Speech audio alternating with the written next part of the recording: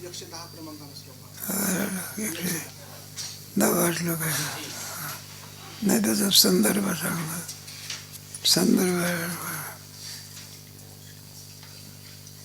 ब्रह्मानंदाचा अनुभव कसा येत असतो, ब्रह्मानंद कसा भासतो याच्याकरता 100व्या श्लोकामध्ये भगवंतांनी अर्जुनाला न द्वैतं भासते नापि निद्रा तत्प्राप्ते यत् सुखं स ब्रह्मानंद इति 11वा प्रकरण आहे. ब्रह्मानंदं प्रवक्ष्यामि. ब्रह्मानंद कोणता? न द्वैतं भासते, कोणत्याही प्रकारे द्वैताचा हे नाही. बरं द्वैत नाही, द्वैताची अवस्था कोणती आहे? निर्द्वैत अवस्था. झोपेमध्ये काही द्वैत आहे का कोणत्याही प्रकारे? मग झोप म्हणा की झोपही म्हणतात सब्रह्मानंद आहे. ज्या स्वरूपाला प्राप्त झाल्यानंतर कोणत्याही प्रकारे द्वैत नाही. मग त्याला रात्र म्हणा की रात्रही म्हणता येत नाही. असा जो आनंद असतो, जी अवस्था असते तिला कोणती अवस्था? सुखे सेवू गौरव असे भगवान अर्जुनाला सांगले. त्याच्याकरता या सगळ्या योगाच्या प्रक्रिया आणखी सांगितलेल्या आहे. त्या योगाच्या द्वारा आणखी त्या सुखाची आपल्याला काय होते? प्राप्ती होते. म्हणलं हे विवरण कुठं केलेलं आहे? त्याच्याकरता काल होऊन गेलं की निश्चय कसा असावा लागतो. लहानसा किडा आणि काय म्हणतो मी, समुद्र काय करेल? कोरडा करून टाके. नंतर असह्य झाला, कोण झाला? नारद झाला. परिणाम असा एवढा मोठा समुद्र घाबरला आणि लहानशा किड्याला शरण गेला. म्हणलं अंडे काय काय, निश्चयाचे बळ तू घाबर.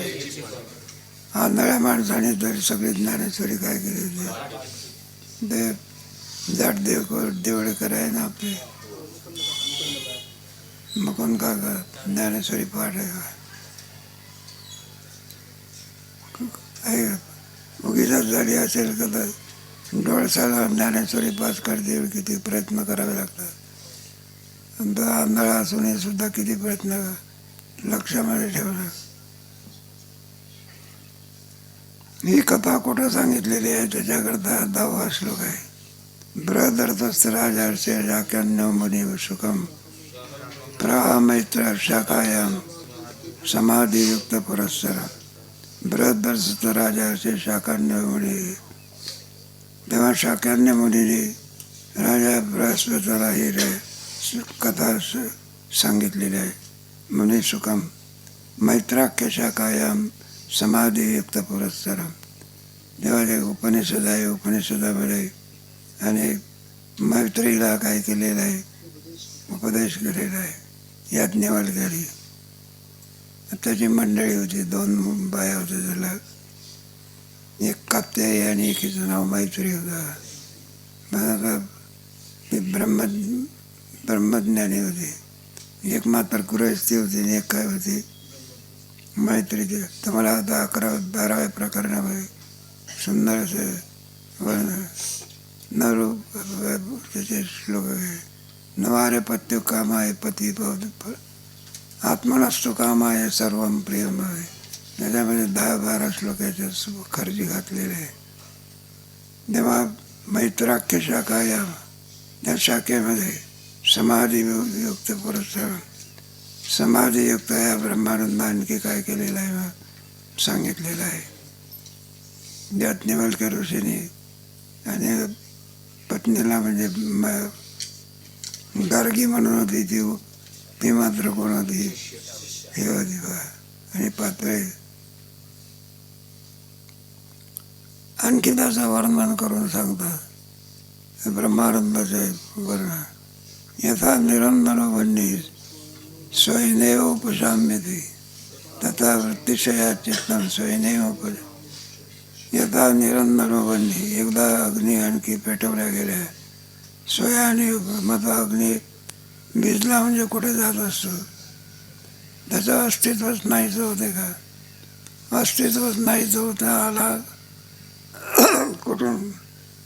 तेव्हा ही पंचमहाभूताची सृष्टी असल्यामुळे काही पदार्थ दृश्य होत असतात, काही अदृश्य अवस्थेमध्ये असतात.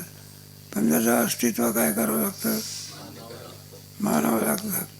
पृथ्वी जशी डोळ्याने दिसते बरं का, तसा आहे का उष्णता डोळ्याने दिसते का? दृष्टांत एक एक एक एक होत एक एक सूक्ष्म होत आहे. किंवा पृथ्वीपेक्षा सूक्ष्म कोण आहे? पाणी आहे. पाण्यापेक्षाही सूक्ष्म तेज आहे. तेजापेक्षाही वायूपेक्षाही आकाश. मग आकाश दिसत नाही, नाही आहे आणि का मानलं? त्याचा प्रत्यक्षवादी आहे. मग त्याचा अर्थ आहे का नाही? शब्द नावाचा गुण कोणावर राहतो? शब्द गुणकम आकाशम असं वर्णन केलं आहे. त्या द्रव्यावरती गुण राहत असतात. फुलंच नाही तर सुगंध कुठला, मृदंगच नाही तर आवाज कुठला. काय काय असताना मृदंग असं सवय पडलेली असते. पाठात जरी बसलं तरी आपलं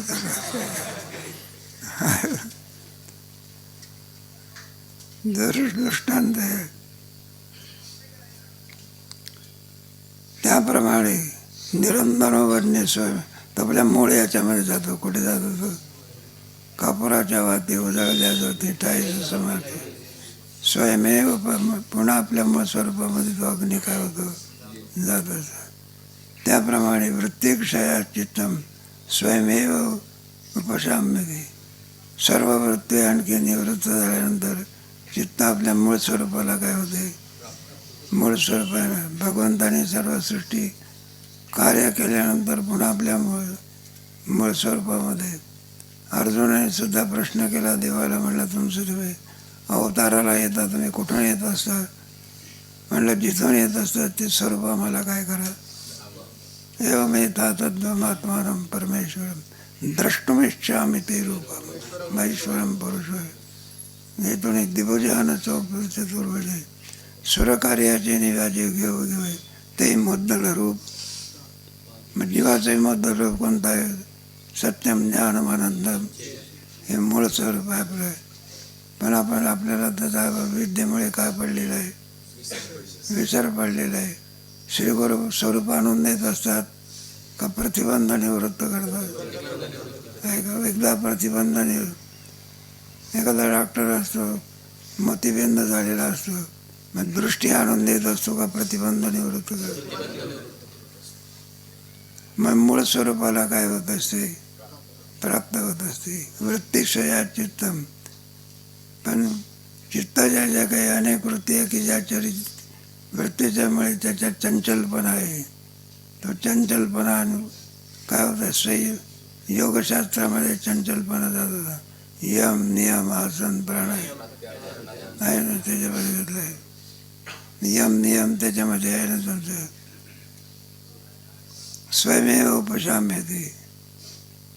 स्वयं उपशांतस्य मनसा सत्यकामिना आणि इंद्रियार्थ विमूढा अनुत्तरा कर्मवशानुगा. स्वयमेव उपशांतस्य मनसा सत्यकामिना. मनसा सत्यकामिना. आपल्या मनसा सत्यकामिना म्हणजे सत्याची इच्छा करणारं मन सत्यकामिना आहे ना. स्वयं उपशांत आपल्या वृत्तीमुळे ते शांत होते. आणि इंद्रियार्थ विमूढस्य अनृतः कर्मानुवशकः. इंद्रियार्थ विमूढ अनुत्तरा. इंद्रियाचे जेवढे आणखी अर्थ आहेत ते मूढ अनुसार नाही का त्याचा दृष्टांत देऊन सिद्धांत सांगितले आहे. जोपर्यंत सत्यता बुद्धी आहे तोपर्यंत वासना असतात. जर एकदा त्याचं मिथ्यात्व का कळालं म्हणजे वासनेची काय होत असते? निवृत्ती होत असते. आपण पाहत होतो जसा आहे तसा पदार्थ एकदा ध्यानामध्ये आला. म्हणून वेदांत शास्त्रामध्ये सगळं जगत कसं आहे? एकदा का त्याला कळून चुकलं हे अविद्याकारी आहे पुन्हा ते इंद्रियाचा विषय होऊ शकत. मिथ्यार्थदर्शी पुरुष किमिच्छन कस्य. एकदा मिथ्यात्व किमिच्छन. आतापर्यंत इच्छेचा काय होता? आता तो इच्छेचा विषय राहत नाही का. गोष्ट विष्ट ऐकलेली आहे तुम्ही. विठले चित्त प्रपंचापासून मनाचे म्हणजे बैसलेचे एकदा कळालेलं आहे.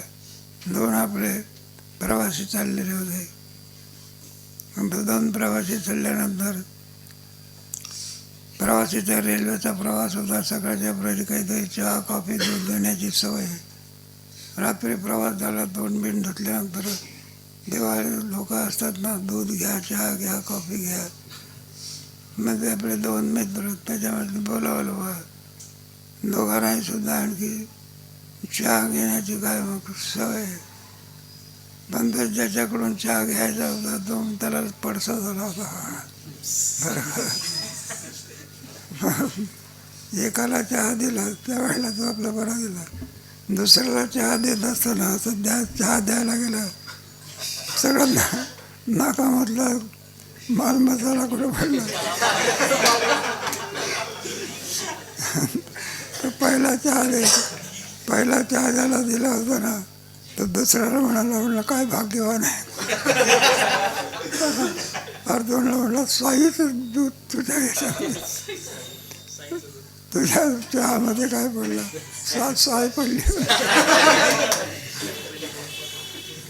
पण त्याला कुठपर्यंत, जोपर्यंत त्याचं ज्ञान होत नाही, मग त्याने तो साईचं प्याला असेल तर का त्याही सुद्धा काय दिलं, इतका राग आला कपई सुद्धा विठ्ठल आहे तिथं. आम्हाला ते म्हणे जोपर्यंत,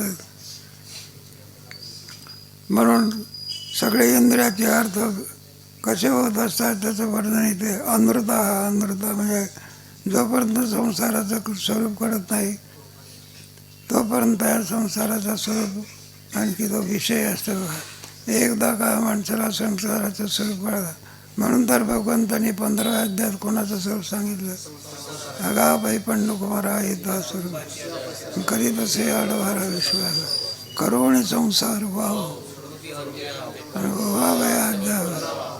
मग सगळं संसाराचं स्वरूप काय केलेलं आहे सांगितलेलं आहे, गोड वर्णन आहे त्याच्यामध्ये.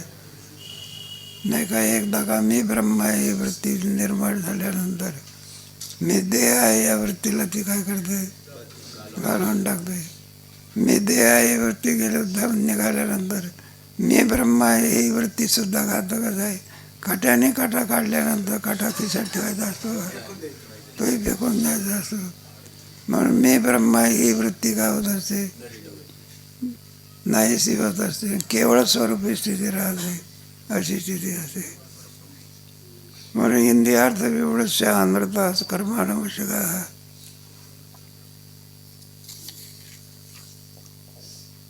चित्तमेव हि संसारात् तत्तत्प्रयत्नेन शोधयेत् यच्चित्तस्तन्मयोमर्थ गृह्यमेतस्य. म्हणून इंद्रियामध्ये चित्ताला फार प्राधान्य दिलं आहे.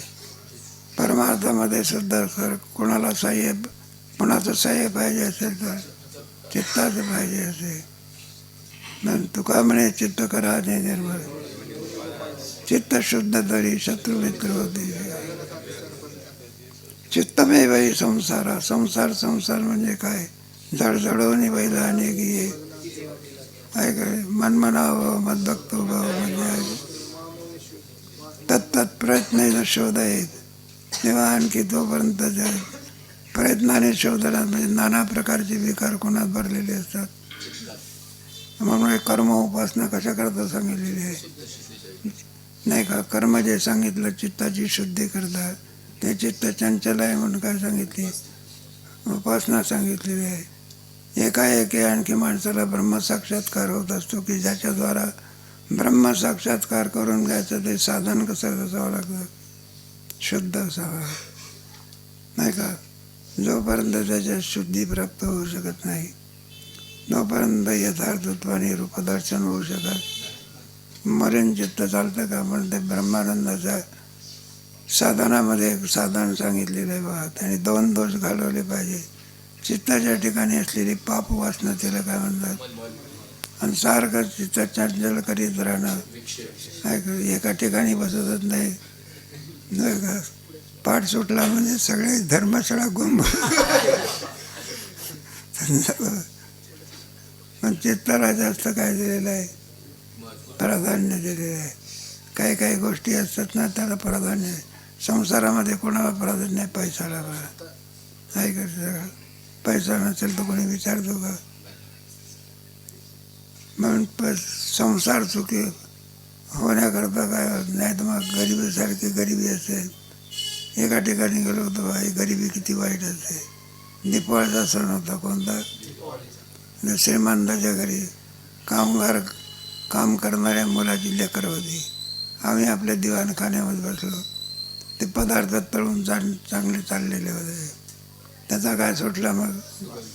दिपावळी सणाचे पदार्थ सुगंध सुटला. आम्ही सहज त्या पोरानं म्हटलं बाळा सुगंध कुठला आहे? तो म्हटलं कुठला बाबा काय?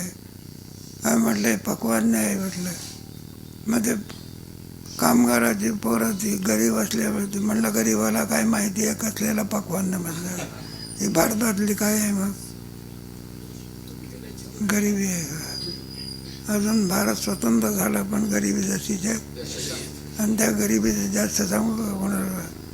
सर्वापेक्षा नोकरापेक्षा सुद्धा देशाचा शेतकरी कसा आहे. आणि त्याच्यावर तो राष्ट्र होतं. 2 माणसावर राष्ट्र उभं आहे. जय जवान.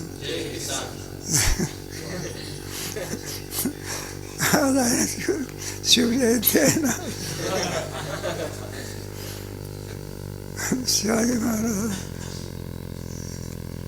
शिवाजी महाराजांना काही जरी बोललं तरी महाराष्ट्र सहन करीत.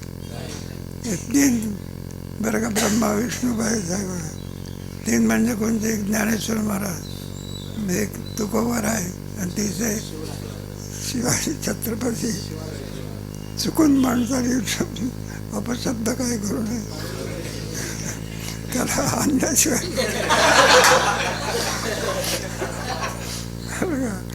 चुकतं ना काही लोकांचं. ते बुद्धीजीवी लोक आहे ना, त्यांना त्याच्यातलं बरोबर काही माहिती नसते, अभ्यास नसतो, काही असतो. ज्ञानेश्वर महाराजांनी भिंत चालवली, रेडा बोलवला, काल्पनिक काय म्हणतात, काय म्हणतात. त्याचा अर्थ त्यांना वाटते रेडा कसा बोलेल आणि भिंत कशी झाली, आपण चालवायला याची वाट नाही का. एवढा मोठा ग्रंथ आणखी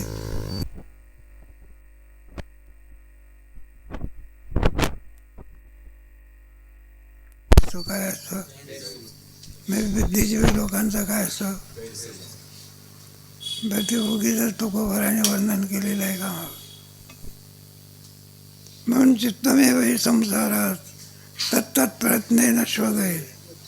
म्हणजे चित्ताच्या ठिकाणी असलेल्या अनेक प्रकारच्या मलिन वासना सत्संगतीच्या द्वारा, सत्शास्त्र श्रवणाच्या द्वारा काय करायच्या नाही का. जे खळाची व्यंकटी या चित्तस्थानमुळे महत्व गृह्य नसताना चित्त एकीम स्वरूपात असतं. भगवत रूप मनाई राम झाले, मनाई राम. मला आम्ही आज सांगतो की तुम्हाला काही सनातन आपल्या धर्माला सुद्धा, हिंदू धर्माला कधी स्थापन झाला सनातन धर्म? हा कोणी स्थापन केलेला? वेदोक्त धर्म, वेदग्राह्य धर्म, वेदमार्गे म्हणे गेले. आणखी पुन्हा क्रमाक्रमाने त्याचं काय केलेलं आहे, वर्णन केलेलं आहे. अधिक विचार कधी करू.